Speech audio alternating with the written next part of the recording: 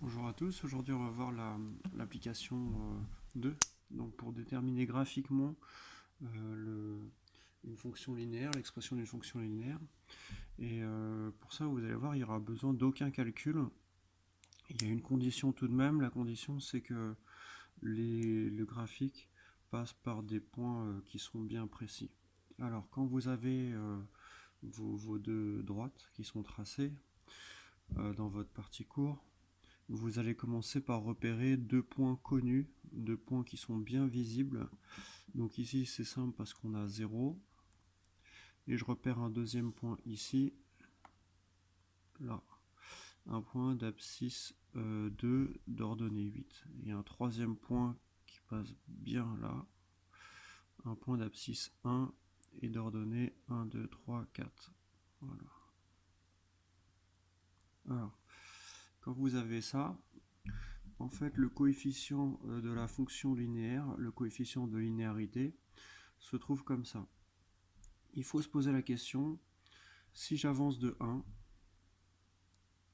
horizontalement, de combien je monte ou je descends? Donc si j'avance de 1, je monte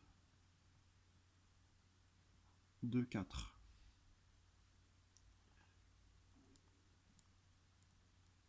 Et bah directement, ça c'est le coefficient de linéarité. Pour la droite rouge,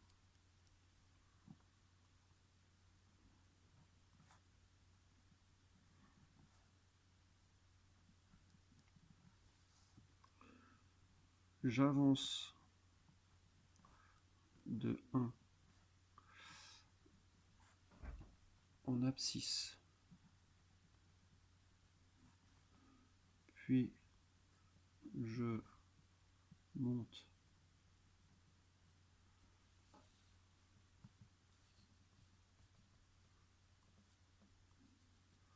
de 4 en ordonnée.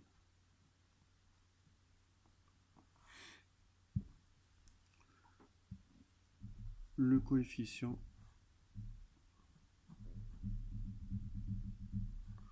de linéarité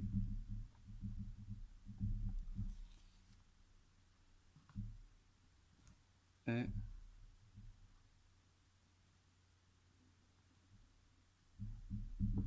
donc 4. Si cette fonction s'appelle f, on note f de x est égal à 4x. Vous voyez, c'est très simple. En fait, il y a un autre nom pour le coefficient de linéarité, c'est la pente de la droite. Et la pente de la droite, c'est la même chose que les pentes d'autoroute, à savoir que quand vous avez une pente à 10%, c'est-à-dire quand j'avance de 100 mètres, et ben je descends de 10% de 100 mètres, c'est-à-dire de 10 mètres. Et ben c'est pareil pour les pentes des droites. Donc quand j'avance de 1 mètre, et ben je dois monter pour ma fonction f de 4 mètres. Et ça me donne le coefficient de linéarité. Chaque fois que j'avance de 1, je monte de 4, donc le coefficient c'est 4. Donc si vous avez compris le principe, on peut faire la même chose pour la droite que j'ai tracée en bleu. Donc pour ceux qui ont imprimé leur cours en noir et blanc, retracez les deux droites, l'une en rouge, l'autre en bleu. Pour la droite bleue, si je fais le même principe, j'ai un point 0 ici, 0, 0 l'origine, et un deuxième point, je cherche un stylo qui marche bien,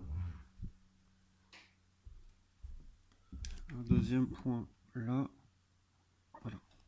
Donc vous remarquez que j'avance de 1 pour passer de l'origine à là, et de là à là, je descends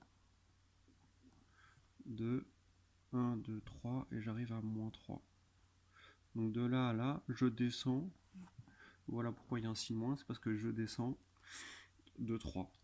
Du coup, vous l'aurez compris, mon coefficient de linéarité ici, ça va être moins 3. Pour la droite, on écrit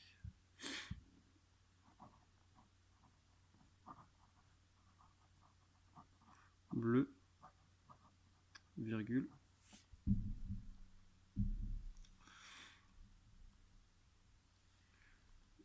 2 points plutôt, j'avance de 1 en abscisse,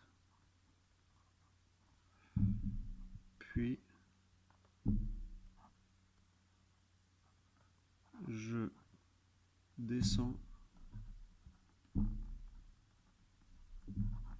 de 3 en ordonnée.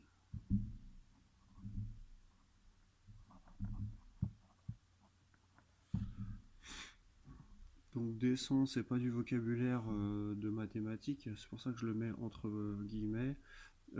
Abscisse, c'est du vocabulaire mathématique, mais j'avance, c'est pas du vocabulaire mathématique, donc je le mets entre guillemets. Ici pareil, mais ça aide bien à comprendre ça.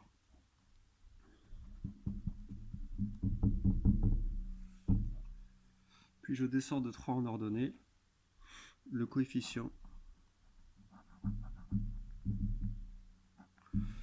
de linéarité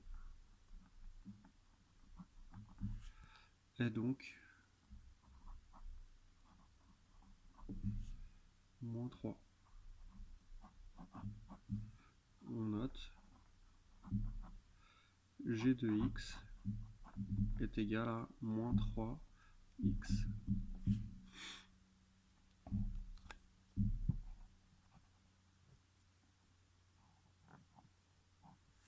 On note g de x égale moins 3x. Donc ici, il faut compléter juste le graphique en disant que la droite bleue correspond à la droite, souvent on note D comme droite, et le nom de la fonction, ici je l'ai appelé G, et la droite rouge, on note pareil, D comme droite, et la rouge, on l'avait appelée F. Donc je rappelle juste, pour faire un petit bilan, qu'il suffit de avancer de 1 et d'observer de combien on monte ou on descend. Quand la droite descend, ce qui est le cas de la droite bleue, le coefficient de linéarité est négatif. Quand ça monte, elle est positive, c'est ce qu'on a déjà écrit avant. Petite dernière remarque, cette méthode-là, on ne peut pas l'appliquer si on tombe sur des points qui ne sont pas clairement affichés sur le graphique. Voilà pourquoi parfois on sera obligé d'appliquer la méthode avec le tableau de proportionnalité qu'on avait déjà vu un peu plus haut. Allez, bonne journée.